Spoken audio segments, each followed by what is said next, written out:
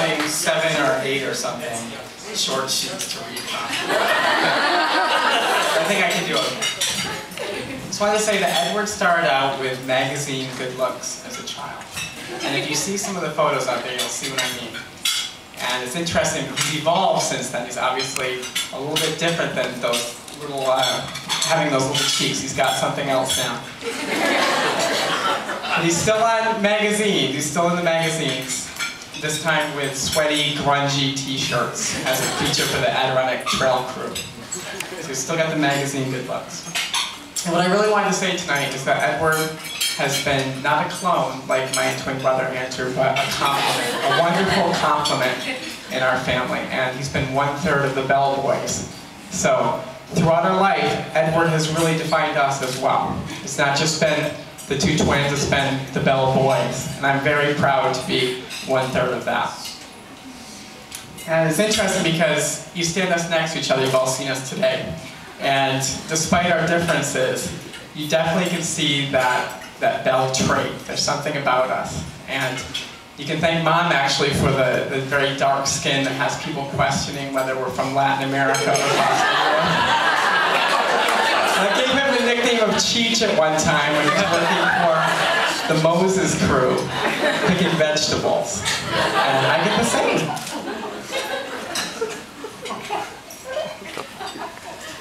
I told you.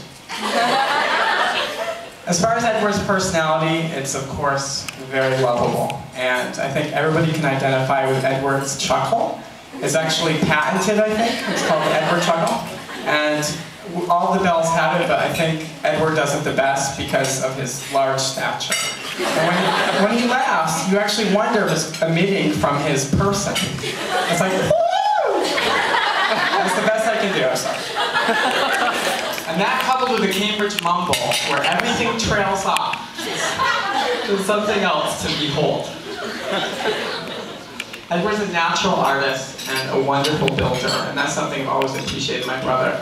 If I have something to do, for example, a physics energy conversion machine, I can just say, Edward, can you help me out? And he's there for me. So I think I got a 97 or something on that energy conversion machine, and it was all Edward's doing. He's a dog lover, a tool mender, and a creator. And of course, he's the ideal worker as well. So I've heard from all his bosses that if there's one prototypical man that they would want doing a job, it would be Edward. He's also very tough. He used to carry 100-pound max loads into the Adirondacks, and I don't know if you guys have tried that, but it's almost impossible. And you do it for 20 miles at a time. Really, really difficult too. And there's a real gentleman behind that goatee as well. So when people look at Edward, there's no intimidation factor. It's all genuine Edward. Very much appreciated. Many of our most cherished gifts have been made by Ed, actually. He's done framed woodcuts, mugs, sculptures. I remember when he was a kid, he used to follow Bob around with a utility belt. So he had his little tie-dye t-shirt, and you just watch Bob doing his thing. And he's obviously learned those things very well doing the things he's doing today. And he was also an enforcer on the soccer field. He had this knee-popping slide tackle that made other teams kind of shiver when they saw Edward coming. And that was back in high school. Amazing. I learned not to mess with him by the time he was 18, actually. So the big brother role has faded away. Edward's taken that on, and I'm happy to give it up. He's also a very welcoming guy. He welcomed us up to St. Lawrence many times, and to his trail crew. He was very psyched one day after a week's worth of building trails in the woods. We brought him 24 beers or something, and he wondered why I didn't bring 48. Pretty cool. But I was very proud to have Edward at my side for my wedding. He's the one that walked me down in France, and there was no better choice. If you guys have seen Edward snowboard, he's got this kind of conundrum. He can actually snowboard fast, but look super chill. It's amazing. So we are maybe tucking next to Edward. And he'll just be doing this thing where he can keep way down the trail while we're trying to catch up to Edward. Amazing. I'll save some of these stories for later, maybe. I did want to mention Dad, though, and say how proud I am of Edward. He's inherited Dad's head, for one. He has the spitting image, really.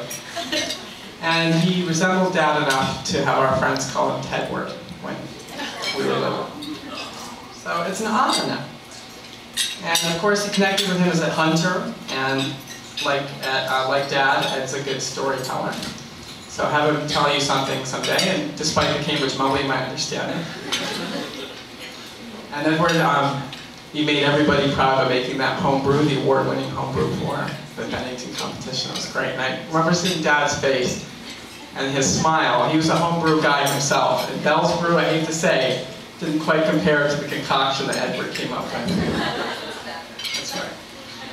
And as far as today, I just want to say it's been such a beautiful ceremony, you guys, and I couldn't be a prouder brother-in-law. Lindsay, you're such a beautiful bride. I'm so happy to have you in the family. It was actually New Year's Eve 2008 when I officially knew that you guys were together, and since then it's been a kind of faded countdown, a beautiful countdown to today, and I just want to thank you for that. It's so evident you guys are in love, and you share so much, as the ceremony today indicated. So just want to toast everybody, and of course the couple. Thank you very much.